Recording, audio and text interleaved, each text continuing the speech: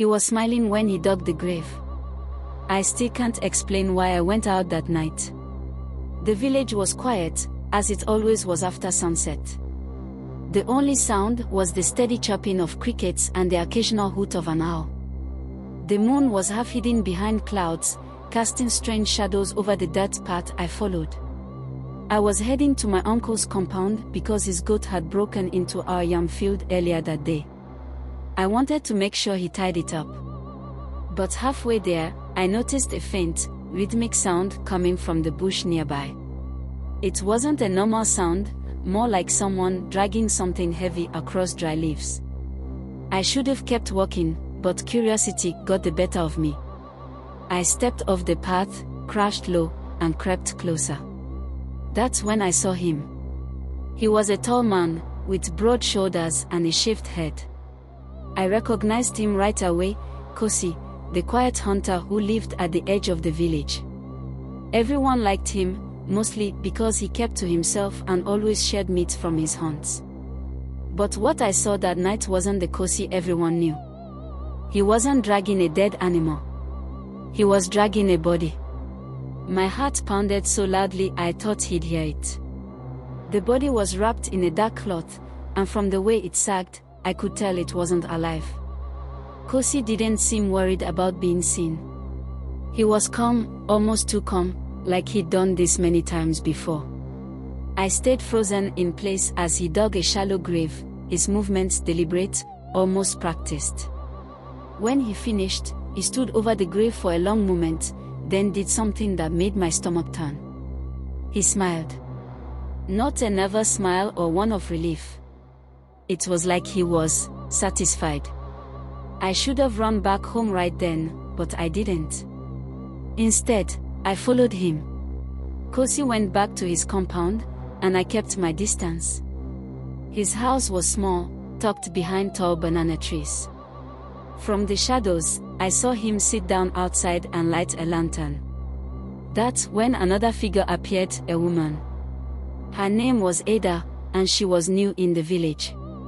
She'd moved in a few months ago to live with her aunt after her parents died. Everyone said she was the prettiest girl around, and Kosi had been courting her. Seeing them together, laughing softly, you'd think they were any ordinary couple. But I couldn't shake what I'd seen. For weeks, I watched them. I didn't tell anyone, I didn't know how. Who would believe me? Kosi, the generous hunter, a killer. It sounded insane. But then people started whispering. Ada hasn't been seen in days, someone said. I heard she left to visit her cousin, another replied. But I knew she hadn't left. One night, the whispers reached a fever pitch. Ada's aunt finally went to Kosi's house to confront him. I followed at a safe distance, my stomach twisting. Kosi opened the door with his usual calm demeanor, but when Ada's aunt demanded to see her, his expression faltered. She's not here, he said. Then where is she? He didn't answer. Instead, he stepped back inside and shut the door. That's when Ada's aunt screamed for the neighbors to help. Within minutes, half the village was outside Kosi's house, banging on his door. When he finally opened it again, he didn't look calm anymore. He looked terrified. The elders came, and so did the chief. They forced their way inside, and I stayed outside, too afraid to go in. Then came the shouting. The chief's voice rose above the chaos. Dig up the yard. I don't know how they knew to dig, but they did. They found her there, buried behind the house. Ada. Kosi confessed everything that night. He'd killed not just Ada but others too. People who'd gone missing over the years. He claimed he couldn't stop himself, that something dark lived inside him. But when they asked why he killed Ada, his answer chilled me to my core. I loved her, he said, tears streaming down his face. But she was going to leave me. The village hasn't been the same since. Kosi was handed over to the authorities, but his house still stands, empty and silent.